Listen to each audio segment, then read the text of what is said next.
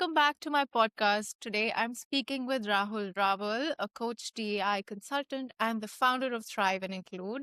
Rahul's journey is all about turning challenges into purpose, and I can't wait for you to hear how he's redefining what true inclusion means in the corporate world. So, Rahul, welcome to our podcast. Thank you so much, Sindhu, for reconnecting and having me on your podcast.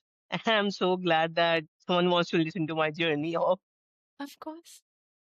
founding Thrive and Include, and I'm very excited to talk about it. It's my favorite topic to talk about. So yeah, looking forward. Okay, so let's get started.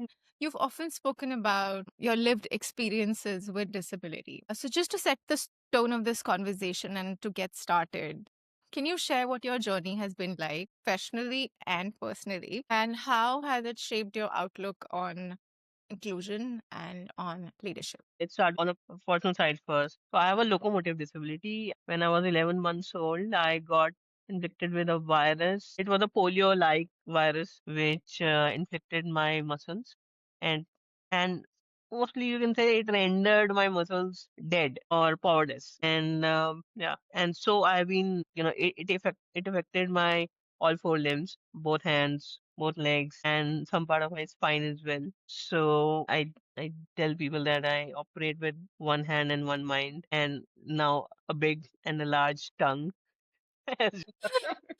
There has been a whole process of acceptance behind it, and it's not a one day journey of accepting and moving on with this.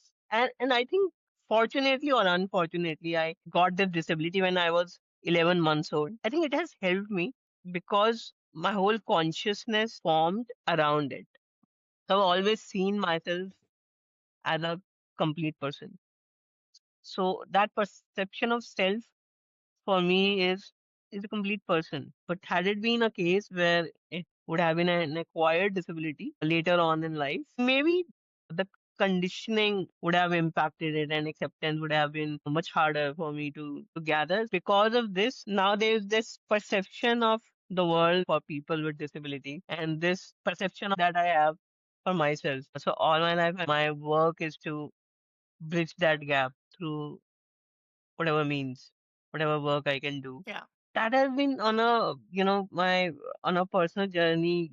It's always been evolving, both personal and professional side.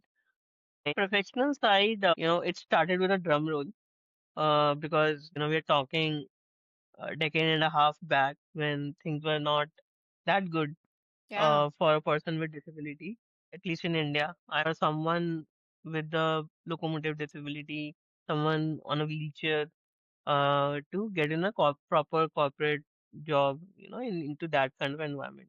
So getting into that was a big thing. So yeah, that's how it started. And reality is a mixed bag for everyone, right? It's you'll have your good days, you'll have your bad days. For me, I think it's definitely more good days than the bad days, and not bad days. I think I call it the days of learning. For a person like me, and we're talking about 17 years back, there were a lot of unseens in Mm. that journey. Before that, I was very much in my own comfort zone at home, or completing my education through distance learning, did not have a regular college, Mm. not did not have that kind of experience of getting into that real world. Then when I got into the corporate job, it's like you don't know what you don't know, Yeah, right? So you have to absolutely. take one day at a time Yeah.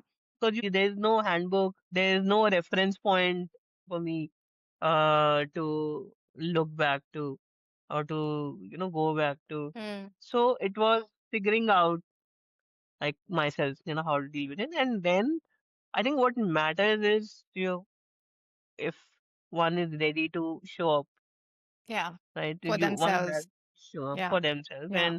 and consistently. And then once we do that, the world joins in. The world joins in, the world acknowledges and they joins in your journey to support you, to make it better for you, to actually understand what you need in that journey. So it has been an evolution, both personally and professionally. And yeah, so that's what I'm trying to do now, that the unseens I had, how to turn it into pieces of light for people after me to Yeah. join the this bandwagon. Lovely. Oh my God. The resilience that you've shown throughout your journey, I can sense it as you were talking through your experiences. So, thank you so much for sharing that. That is a good segue into discussing the professional world. So, in your 15 years of corporate experience, what were some of the biggest challenges that you faced as a professional with a disability, and how did you navigate or rise above them? Given that we are talking about a little more than the last decade, but when you started, I don't know if there was enough awareness to be able to address the challenges on a day to day basis. So, would love to hear from you. What were the challenges that you faced, and what were the practical steps you took to rise above them? I think back then, where there was very little awareness, organizations were not very aware of what needs to be done, how it needs to be done. At that point in time, it was equally challenging for an organization. Let's start with the fact that I've got enough and more support with from my organization in every department. But if we put this perspective into a practical sense, then I will say that. As I said, no, nobody knew what needs to be done completely. And so along the way, a lot of us figured out, right, how they need to be more accessible. It is not just the physical accessibility. The person would need a mental space and emotional space as well to feel safe, to feel valued. So I was new to that, to the whole corporate world, but it evolved into a beautiful relationship. The other part of the ball game is overall, when a person with disability is seen in a public space. So what do we see when we see a person with disability? Do we see a person, or do we see the disability first? More often than not, we end up seeing the disability first. See, it's a psychological fact that our brain makes sense of anything that we see in the first 5 or 6 5 seconds, seconds. yeah. In a 5 6 seconds, and it makes sense of what it sees, right? Hmm. So if someone is looking at me and looking at me, that a person is coming on a wheelchair, and the wheelchair is something which is not very familiar to them, so wheelchair will catch their attention first, and maybe I will catch their attention later. So by that time, wheelchair has made that perception into their consciousness, right? And no fault of theirs, but this has somewhere already built in that, okay, this person has a disability. Someone with a disability is lacking something, either physically or mentally or something. So maybe I'm not thinking on at a conscious level, but somehow it has already sunk in our consciousness. And that's where you need to prove every day that even to be looked as equal, uh, you need to be heroic every day to go an extra mile to prove that I'm equal, Hmm. and let's play on merit, right? And also, there's a fact that a person with disability will not, most often than not, they'll not have a same starting point, right? Um, so that would mean that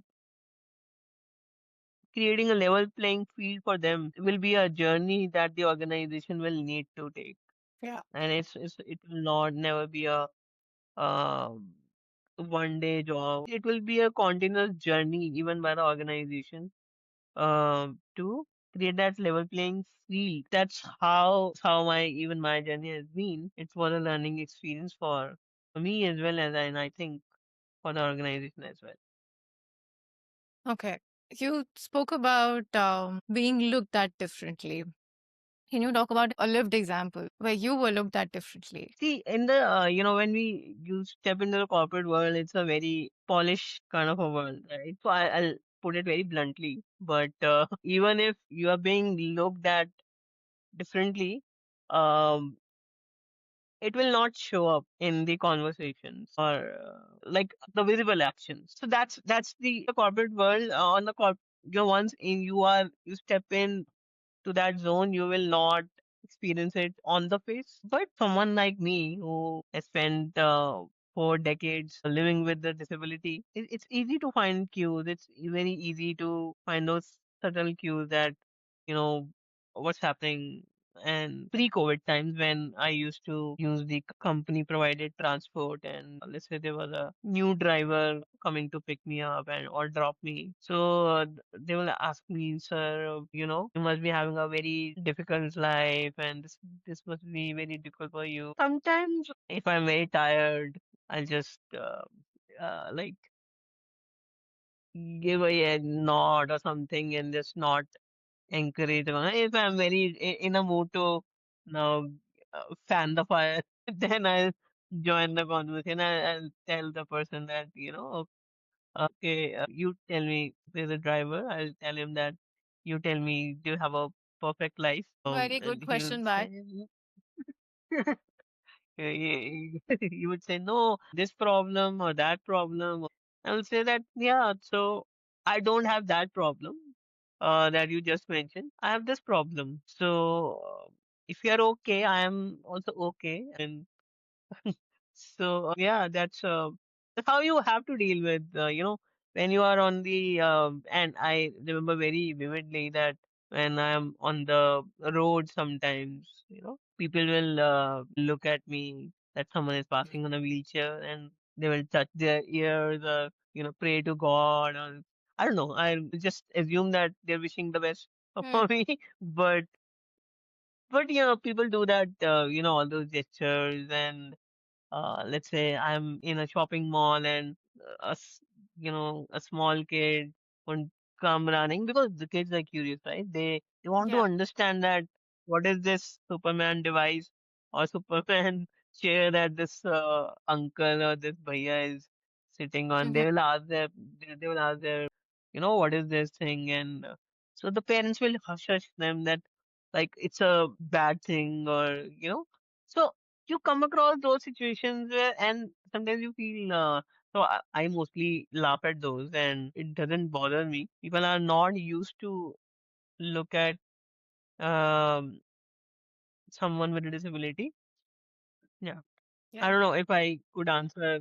You actually Um, did answer this question. And I don't know if you realize this, but while sharing your experiences, you created awareness. And especially for people who are going to watch this episode, who are watching this episode, for them, it will be an awareness that this is how could like someone for someone this could be such a natural reaction, whatever reactions that you spoke about, but bringing that awareness and changing that switch for somebody is going to happen through this conversation that we had.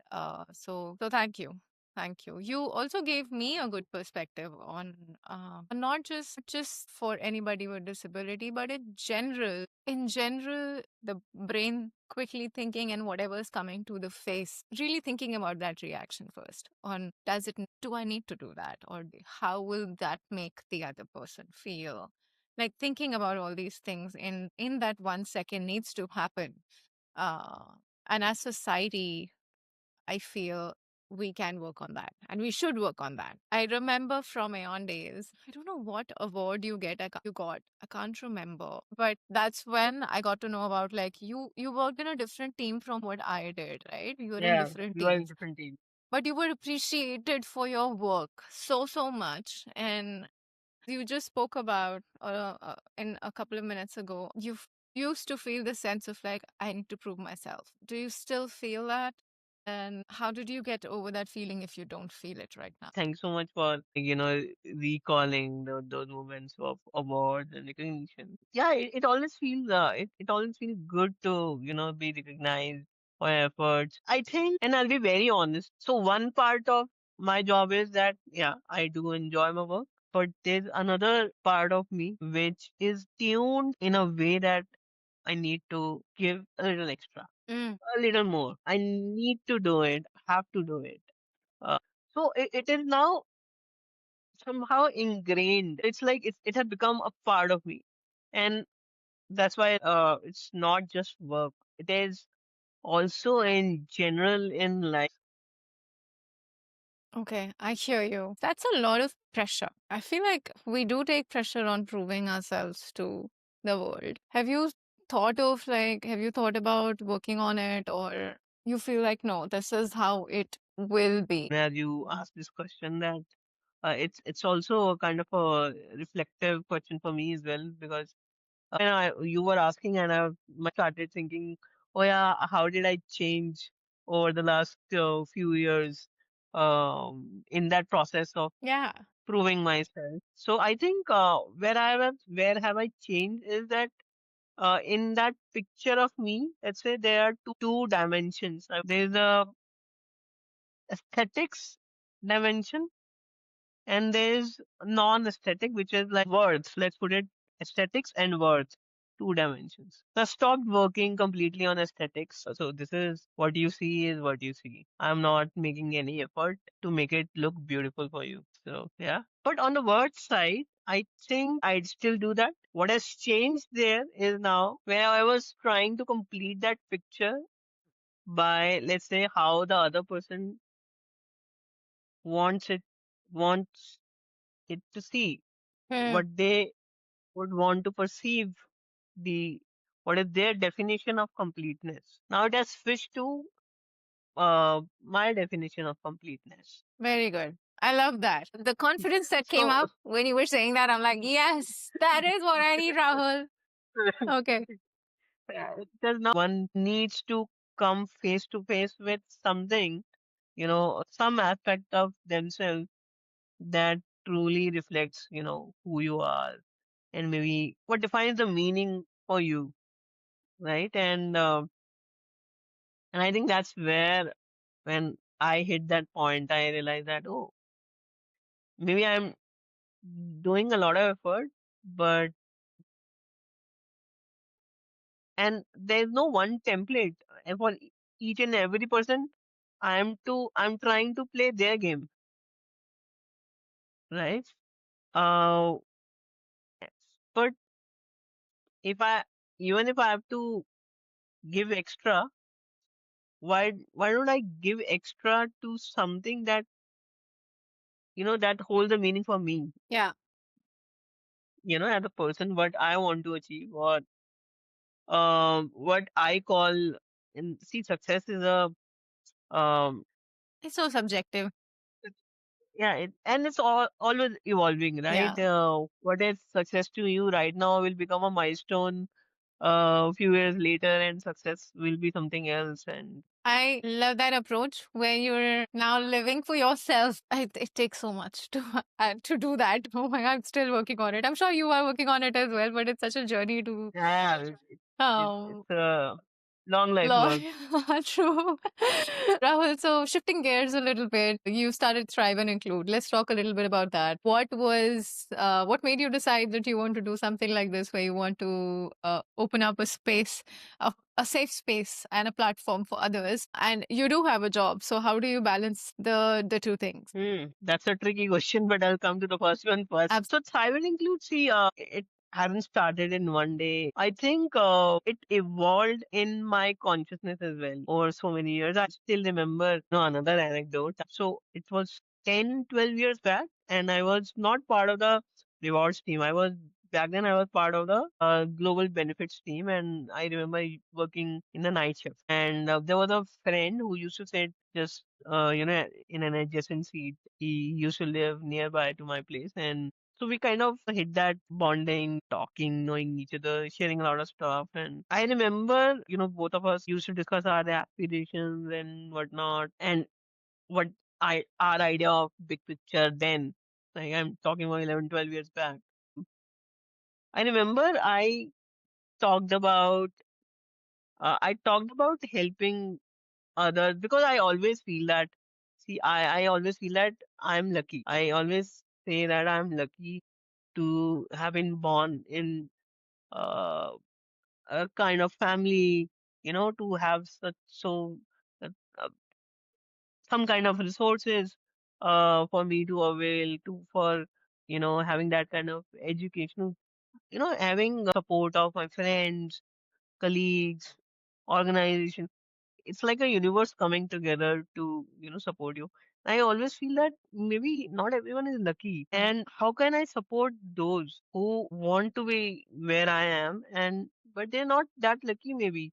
Mm. And maybe their universe lacks something that where I can support. And I even bought a domain name back then to open a website to maybe I was naive, but intentionally I was there that I want to do something in this space. I just could not put a finger what, like how I will be able to support that scales or something else.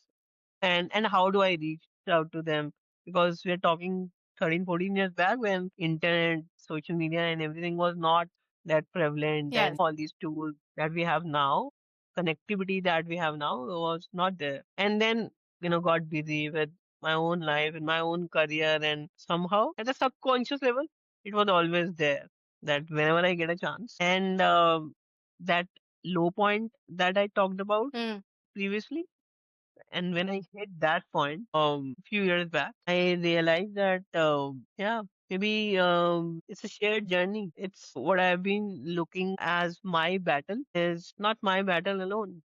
I mean, it's shared pain. So why not? And now, because of my work in the HR, in the DI space, in the consulting space, I've developed that kind of a vocabulary as well. So now, what we call inclusion, I always had has seen inclusion and exclusion both in my in my own lived experience. So it is only in the corporate world that I found this word inclusion for the feelings that I have had Had. throughout my life, right? Oh, अच्छा इसको inclusion कहते हैं, like that kind of, oh, that moment. And I found my language, I found the words. So I thought that okay, maybe this is a good time to channelize it, what I'm feeling right now. And I've seen that it is not just the person with the disability that needs support. It is also the whole ecosystem also, because maybe no one is aware what needs to be done exactly. So Exactly. and that's why I thought that maybe now I'm in a position where I know maybe 360 degree, Mm. right? I know You've what lived it. I, yeah, Yeah. what I need as a person with disability. Mm. And what I also now know is that maybe what that ecosystem Looks like. should be like. Yeah. And that's where I started Silent Include to, for helping the aspirants and the person with disability to navigate the journey, be it the career journey or, whatever challenges So it's one is clear coaching service that you're providing. for the individuals and Yes. for the organization. It's like, how can they make it inclusive? How can they create that whole systemic cultural, the whole shift, Right. in terms of inclusion, helping organizations with that viewpoint. Okay. Understood. Because now I know what it takes, what it needs actually, not some fancy things, real intentional effort, which might not cost you anything, but it will just cost you intention. Yeah. Exactly. Okay. Yeah. That's great. So how do you balance that with your work?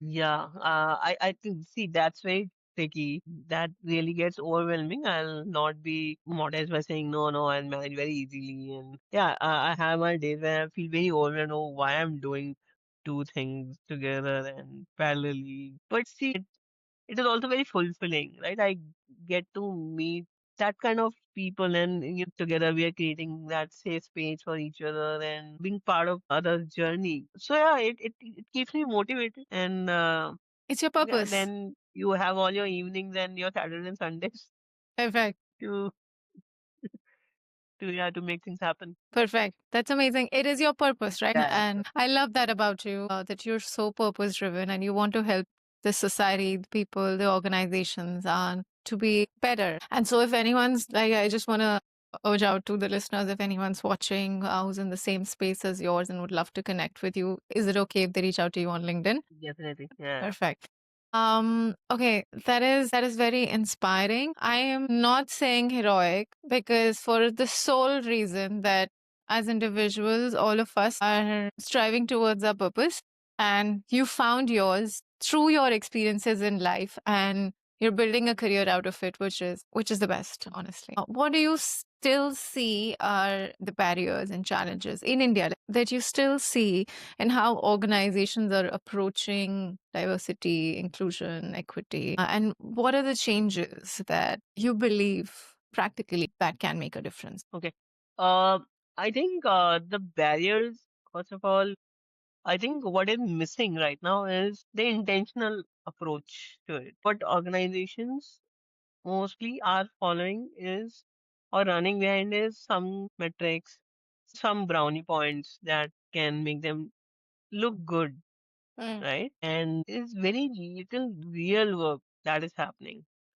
So I think that's the biggest barrier because once any organization acknowledges where they're lagging behind, then it will be an intentional journey to bridge that gap.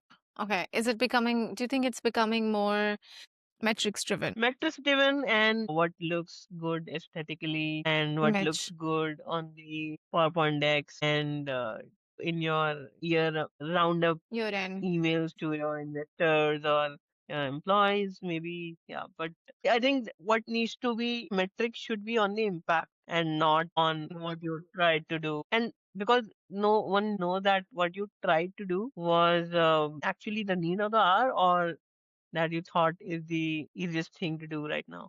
Hmm. Yeah, that is where the concept of inclusion has to evolve from a corporate word or a jargon to a really deeply personal and actionable. Yeah, I think organizations now it's the time we are in 2025, which is ending soon. Now, rather than asking the employees, how can we make it accessible for you? The organizations should start asking that, how can we make it thriving for you? How can we make a space which is where we you can thrive and not just survive? I think it is time to take it next level, and we're still trying to survive. That's pity. Yeah, absolutely. And after such a long period of awareness that has been created around the topic, you have a very valid point when you say that create a space to thrive and not just survive. So it's no longer about, oh, can I make this accessible? How can I make this accessible for you, etc. But it's That should more, be given, right? yeah, that should be a given. That should be given. Oh Yeah. my God, that is so important. That should be a given for all the organizations. That it's basic, right? Yeah. It's basic now. And so when you work through Thrive, and do you do this consulting and let the organizations know on how can they make their spaces a place where any individual can thrive? Yeah. See, when I work with anyone, I my aim and my whole purpose is to make inclusion very simplistic, like, and that's where I think my own lived experience of disability helps me Hmm. bring that perspective forward for the anyone to take advantage of that because I know that how very simplistically you can make things a lot easier for someone and you don't need to do a lot of effort for that. It is just the right intention which is needed. Love that. Okay. I know we're almost at the end of our podcast. Thank you so much, Rahul. It has been a great conversation with you, and it has brought a lot of awareness to me and hopefully to our listeners as well to make this a better society and a truly, truly equal society, not just by jargons, but our day to day actions that we take. I would like to close off a quick rapid fire for you. So, if you're up for it, Oh, let's get started with just a couple of questions. If you would describe your journey in one word, what would it be? evolving. What's one corporate buzzword you secretly cannot stand? Equal opportunity employer is the biggest scam that's It's a going on. sham. Okay, okay. Early morning person or a late night thinker? Oh, late night. Never an early morning. Okay. One song that instantly lifts your mood before a big meeting. Sonu Nigam's old number. Okay. One inclusion myth you wish people would stop believing. I'll just explain it through anecdote that a lot of times when let's say I'm making a query, I have to visit a restaurant or some place. I'm dialing them and I'm making query. Is your place? And they will tell me, sir, we will lift you. I mean, we will lift you. And so for people that helping is equal to inclusion. That is not. Mm, Help is only if I give my consent to help. for you to help Yeah. me. Yeah. And there should not be a need for me to take a help, right? Yeah. So I think helping is not inclusion. Coffee, chai, or something stronger to survive a corporate Monday. Coffee. Okay. The best And advice ginger you've, tea as well. sorry, ginger tea. And ginger tea Okay, also okay. works. The best advice you've ever received and that you still follow. Okay, so it was my coach told me that you need to have your skin in the game. That hit me hard that point in time. Thank you. Thank you so much. That is the close of our rapid fire. Looking back at everything you've built, what would you tell your younger self who was just starting out in the corporate world? Any line, one line, just to close our conversation. Just go with the flow. Take so much stress. Take one day at a time. You will figure out. Okay, awesome. Thank you so much, Rahul. It was a pleasure speaking to Thank you you, so much. getting to know more about you. I feel like, of course, I knew you, but did not know you. So, thank you so much for this conversation and for being on this podcast. Thank you so much. I love talking here, and yeah, you made me reflect on a lot of things. So thank you so much. I'm glad. Thank you. Bye. And for our listeners, bye for now. We will see you in the next episode of this podcast. Until then, if you like the video, please don't forget to like, share, and subscribe. Please do share this video with anybody who you feel would benefit from this conversation. I will see you next time. Take care. Bye.